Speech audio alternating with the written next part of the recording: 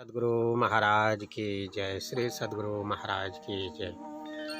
प्रभु प्रेमियों, संत मत के महान प्रचारक सदगुरु महर्षि में ही परमहंस जी महाराज के हिंदी पुस्तक श्री गीता योग प्रकाश से हम लोग द्वितीय अध्याय का पाठ सुन रहे हैं। इस वीडियो में उस पाठ का शेष भाग सुनेंगे। पहले भाग में हम लोग सुन चुके हैं कि विषाद या चिंता से होने वाले नुकसान, चिंता मुक्त होने का उपाय, सभी लोग कभी न कभी अवश्य मरेंगे, आत्मा की अमरता और स्थिरता का वर्णन, सांख्य ज्ञान का वर्णन, सुख दुख जीवन वर्ण आदि का यथार्थ चित्रण इस वीडियो के पहले वीडियो वाले में हम लोगों ने सुन चुके हैं। अब इस वीडियो में हम लोग जानेंगे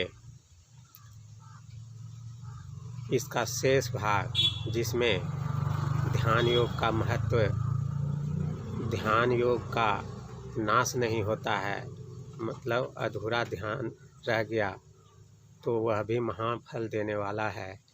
ब्रह्म ज्ञान प्राप्त करने के लिए श्रवण मनन ज्ञान प्राप्त करना चाहिए और उसके अनुसार अपनी रहनी बनाकर ब्रह्म साक्षात्कार के लिए प्रयत्नशील होना चाहिए आदि बातों के बारे में इस अध्याय के इस अंतिम वीडियो में हम लोग सुनेंगे। तो आइए उसका शेष भाग सुनें। श्री गीता योग प्रकाश अध्याय 2 अथ सांख्य योग का शेष भाग। योग के आरंभ का नाश नहीं होता है। इस धर्म का किंचित मात्र पालन भी महाभय से बचाता है और इसका आश्रय ग्रहण करने से कर्म बंधन टूटता है। योगी की बुद्धि निश्चयात्मक, स्थिर और सम होती है। केवल कर्म करने में ही जीवों का अधिकार है, फल प्राप्ति में कदापि नहीं। स्वर्ग भोग ऐश्वर्य और कर्म फल प्राप्ति की इच्छा तथा वेद की त्रय गुण विषयक अभिलाषाओं से रहित होकर त्रय गुणातीत बनो। दुख सुख आदि द्वंद्वों से अलिप्त हो। नित्य सत्य वस्तुओं में स्थित रहो। वस्तुओं के पाने और उन्हें संभालने की झंझट से मुक्त रहो और आत्मपरायण बनो। समत्व व समता पाने का अभ्यास करो। समत्व को ही योग कहते हैं और कर्म करने के कौशल व चतुराई को भी योग कहते हैं। समत्व बुद्धि की अपेक्षा केवल कर्म बहुत ही तुच्छ है। अनेक वेद वाक्यों में उलझी व घबराई हुई बुद्धि जब समाधि व ध्यान में स्थिर व निश्चल होगी, तब समत्व व समता प्राप्त होगी।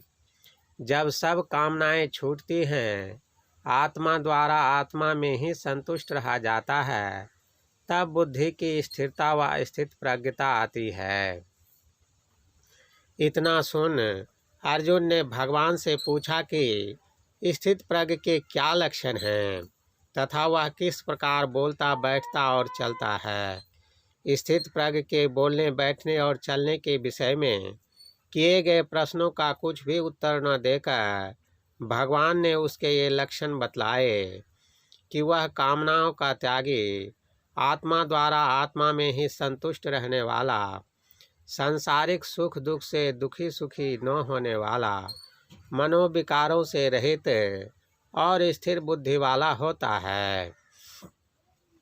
जैसे कछुआ अपने अंगों को अपने खोखले में समेट लेता है, उसी भांति जो इंद्रियों को उनके विषयों से समेट लेता है, अर्थात इंद्रियों के अंदर की चेतन धारों व सूरत की धारों को उसके केंद्र में समेट लेता है, वह स्थित प्रज्ञ व स्थिर बुद्धि वाला होता है। यदि कोई भोजन छोड़े और उपवासी होकर रहे तो विषयों की ओर से उसकी इंद्रियों की गति मंद पड़ती है। परंतु विषय रस की स्मृति और उसकी इच्छा नहीं छूटती है। ये तो परब्रह्म परमात्मा व सर्वेश्वर के ही दर्शन से छूटती हैं। विषय चिंतन से आसक्ति, आसक्ति से काम, काम से क्रोध, क्रोध से मूढ़ता, मूढ़ता से अचेतता, और इससे ज्ञान का नाश हो जाता है।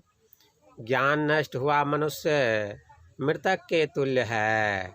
वह समता विहीन, विवेकहीन और भक्ति रिक्त होता है।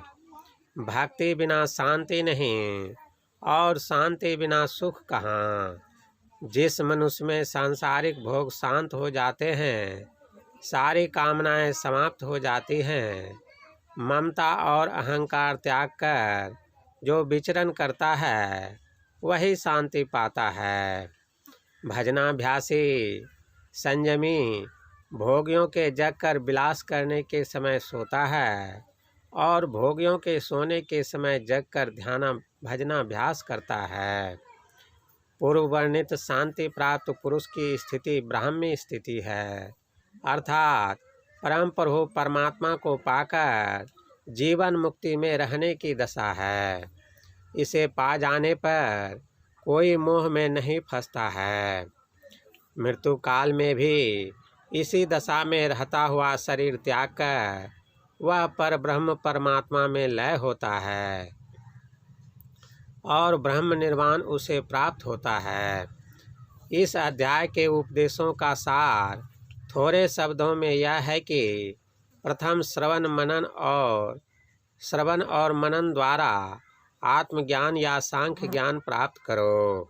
उस ज्ञान में अपने को रखते हुए सांसारिक कार्यों को अलिप्तता से व कर्म फल में अनासक्त रहते हुए करते रहो तथा समाधि योग युक्त परमात्म भक्ति का अभ्यास करके ब्रह्म साक्षात्कार, ब्राह्मी स्थिति, जीवन मुक्ति, शांति और ब्रह्म निर्वाण प्राप्त करके मोहों से छूटकर संसार के कर्तव्य कर्म करो। द्वितीय अध्याय समाप्त।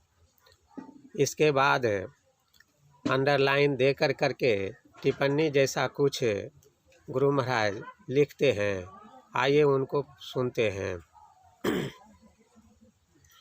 योगारंभ रूप संस्कार जब से अभ्यासी के अंदर बीज रूप से पड़ जाता है, तब से वह उसके साथ तब तक वर्तमान रहता है जब तक अभ्यासी को मोक्ष और परम शांति न मिल जाए। इसका स्पष्टीकरण छठे अध्याय में अच्छी तरह किया गया है।